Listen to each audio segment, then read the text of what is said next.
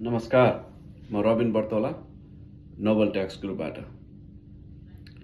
आज म तपाईँहरूको सुपरमा कसरी ट्याक्स लाग्छ, कतिखेर तपाईँले त्यो सुपर निकाल्न मिल्छ भन्ने बारेमा चाहिँ बताउन गइरहेको छु। भिडियो अन्तिमसम्म हेरिदिनु होला।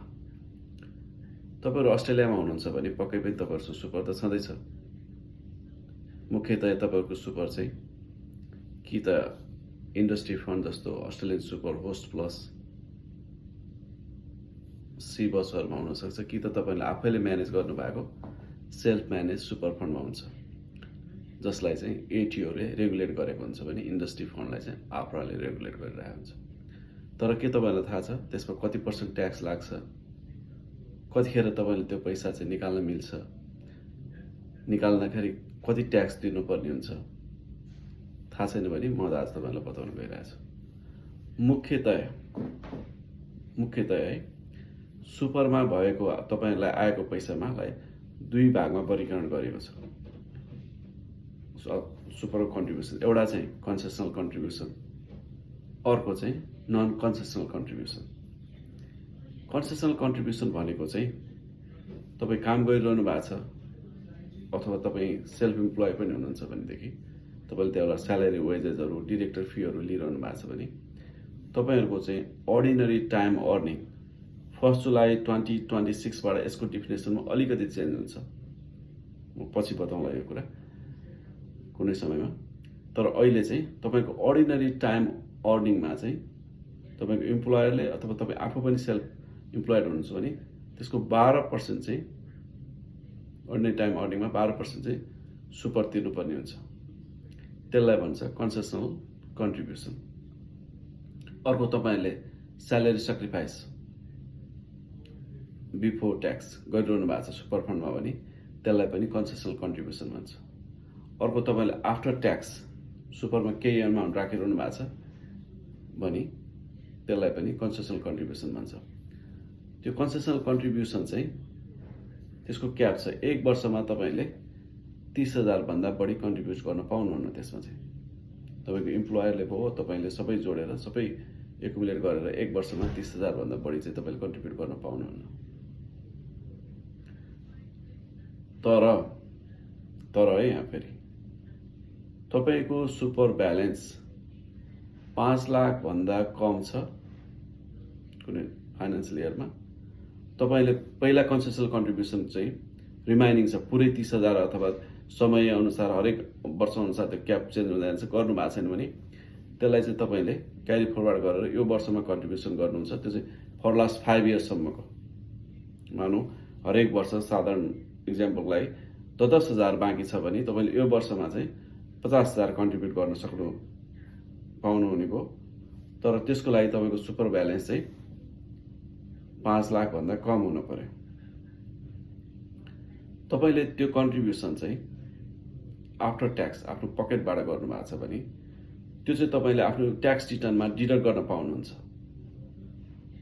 मानौँ तपाईँको क्याचअप कन्ट्रिब्युसन अघिको इक्जाम्पल 50,000 भयो, तपाईँले 50,000 मा कन्ट्रिब्युट गर्छु भन्नुभयो भने तपाईँले एउटा आफ्नो सुपर फन्डलाई सब सेल्फ म्यानेज सुपर फन्ड होस् अथवा इन्डस्ट्री फन्डहरू होस् लेटर चाहिँ notice of intent to claim deduction भन्ने एउटा लेटर पठाउनुपर्छ, इन्फर्म गर्नुपर्छ सेक्सन 291(70) अनुसार। त्यसपछि तपाईँले त्यो पैसा चाहिँ त्यति एमाउन्ट चाहिँ तपाईँले ट्याक्समा क्लेम गर्न पाउनुहुन्छ। त्यो लेटर इन्टेन्ट चाहिँ तपाईँले चाहिँ ट्याक्स रिटर्न टाइमभन्दा पहिले अथवा ट्याक्स रिटर्न टाइम भित्रमा गरिसक्नु पर्ने हुन्छ।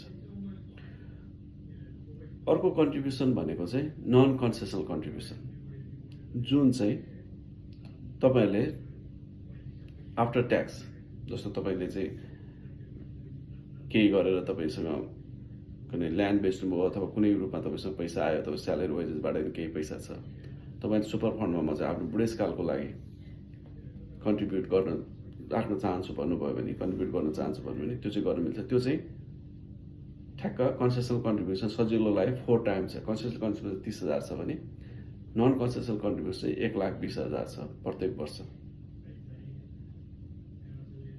त्यो नन कन्सेसनल कन्ट्रिब्युसन चाहिँ सुपरमा ट्याक्स दिनु पर्दैन यति। तर अहिलेको कन्सेसनल कन्ट्रिब्युसनमा चाहिँ सुपरमा 15% ट्याक्स दिनुपर्ने हुन्छ। जस्तो तपाईँको इम्प्लोयरले चाहिँ तपाईँलाई मानौँ $100 तिर्यो भने इक्जाम्पललाई $85 चाहिँ तपाईँको सुपर फन्डमा ब्यालेन्स हुन्छ। त्यहाँबाट $15 चाहिँ सुपर फन्डले चाहिँ ट्याक्स दिनुपर्ने हुन्छ। तर नन कन्सेसनल कन्ट्रिब्युसन त केही पनि ट्याक्स दिनुपर्ने हुँदैन। त्यसरी हुन्छ। त्यस्तै अर्को पनि कन्ट्रिब्युसन छ, त्यसलाई भन्छ डाउन साइजर कन्ट्रिब्युसन। भनेको तपाईँको आफ्नो बसिरहेको घर बेच्नुभयो, त्यसको लागि सर्टेन कन्डिसन थियो। घरको ओनरसिप चाहिँ मिनिमम 10 वर्षलाई हुनुपर्छ, कन्टिन्यू हुनु पर्दैन। जस्तो तपाईँको 5 वर्ष भयो, हस्बेन्ड भयो 5 वर्ष, त्यसरी पनि हुन्छ। तर 10 वर्ष ओनरसिप भएको भयो भने त्यो घर तपाईँले बेच्नुभयो भने बेचेको 90 दिनभित्रमा चाहिँ सुपरलाई कन्ट्रिब्युट गर्नुभयो भने चाहिँ त्यसलाई डाउन साइजर कन्ट्रिब्युसन भन्छ। त्यसको लागि क्याप छ, $3 लाख सम्म चाहिँ तपाईँले कन्ट्रिब्युट गर्न पाउनुहुन्छ डाउन साइजर कन्ट्रिब्युसनमा चाहिँ।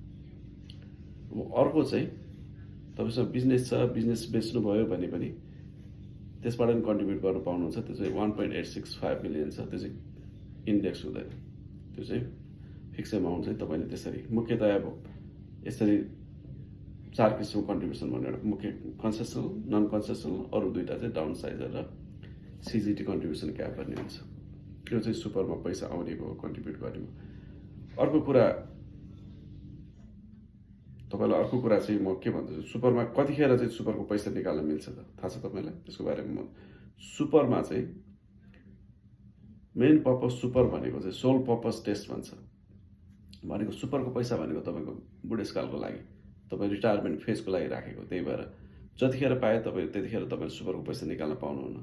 तर सर्टेन क्राइटेरियाहरू मिट गरेपछि निकाल्न पाउनुहुन्छ। जस्तो 1 जुलाई 2024 पछि तपाईँ 60 वर्ष पुग्नु भएको छ भने तपाईँको सुपर ब्यालेन्सको, टोटल सुपर ब्यालेन्सको चाहिँ 10% चाहिँ तपाईँले निकाल्न पाउनुहुन्छ। त्यसलाई भन्छ TRIS, transition to retirement income stream भन्छ, ट्याक्स फ्री। त्यो पैसा चाहिँ ट्याक्स फ्री नै रूपमा निकाल्न पाउनुहुन्छ। तथापि त्यति हुँदाहुँदै पनि त सुपरले चाहिँ कुनै पैसा अर्न गरिरहेछ भने चाहिँ तपाईँले त्यसमा चाहिँ ट्याक्स दिनुपर्ने हुन्छ। 10% चाहिँ तपाईँले ट्याक्स फ्री निकाल्न पाउनुभयो। सुपरमा अर्न भएको पैसामा फेरि तपाईँले 15% चाहिँ ट्याक्स दिनुपर्ने हुन्छ। तर यदि तपाईँ 65 वर्ष पुगिसक्नु भएको छ भने त्यसलाई निल रेस्ट्रिक्सन भन्छ। तपाईँको कुनै पनि रेस्ट्रिक्सन हुँदैन, तपाईँले पुरै पैसा सुपरमा निकाल्न पाउनुहुन्छ। तर त्यसको लागि पनि क्याप छ। यो फाइनेन्सियलहरूको लागि 2 मिलियन। तपाईँसँग 2 मिलियन भन्दा बढी छ भने चाहिँ तपाईँ एकुमुलेसन फेजमा गएर बस्छ। 2 मिलियनसम्मको पैसा चाहिँ तपाईँले आइदर पेन्सन र लम्पसम दुईटै रूपमा निकाल्न पाउनुहुन्छ। अनि अर्को कुरा, तपाईँहरू टेम्पोररी रेजिडेन्ट हुनुहुन्छ भने चाहिँ तपाईँहरूलाई सुपरको पैसा निकाल्न पर्यो भने चाहिँ कि त तपाईँले 2-4 कन्डिसनहरू मिट गर्नुपर्ने छ। एउटा चाहिँ तपाईँको टर्मिनल इलनेस, पर्मानेन्ट इन्क्यापेसिटीहरू भएको भए त्यस्तो बेलामा। अर्को चाहिँ तपाईँ अस्ट्रेलिया छोडेर गएको बेलामा डिपार्टिङ अस्ट्रेलियन सुपर पेमेन्ट भन्छ, त्यतिखेर निकाल्न पाउनुहुन्छ। त्यतिखेर चाहिँ तपाईँ ट्याक्स फ्रीमा चाहिँ तपाईँले कति पनि ट्याक्स दिनु पर्दैन। ट्याक्स इलेमेन्ट भन्ने हुन्छ सुपरको अर्को, त्यसमा चाहिँ तपाईँले 35% ट्याक्स दिनुपर्ने हुन्छ नि। अर्को अनट्याक्स इलेमेन्टमा चाहिँ तपाईँले 45% ट्याक्स दिनुपर्ने हुन्छ। यदि तपाईँ वर्किङ होलिडे भिजामा हुनुहुन्छ भने फेरि तपाईँले चाहिँ 65% ट्याक्स दिनुपर्ने हुन्छ। ट्याक्स एन्ड अनट्याक्स इलेमेन्ट, ट्याक्स फ्री त ट्याक्स फ्री नै भइहाल्यो। त्यसरी तपाईँहरू चाहिँ टेम्पोररी रेजिडेन्टले चाहिँ त्यतिखेर चाहिँ सुपर निकाल्न मिल्छ, जतिखेर अस्ट्रेलिया छोड्ने बेलामा अथवा तपाईँको सर्टेन सिभियर कन्डिसनहरू मिट गर्नुभयो भने, टर्मिनल इलनेसहरू भयो, पर्मानेन्ट इन्क्यापेसिटीहरू भयो भने मात्रै। यदि तपाईँलाई सुपरको बारेमा कुनै फर्दर इन्फर्मेसन चाहिन्छ भने चाहिँ नोबल ट्याक्स ग्रुप पर्थ अफिसमा कन्ट्याक्ट गर्नुहोला। हस् त, नमस्कार।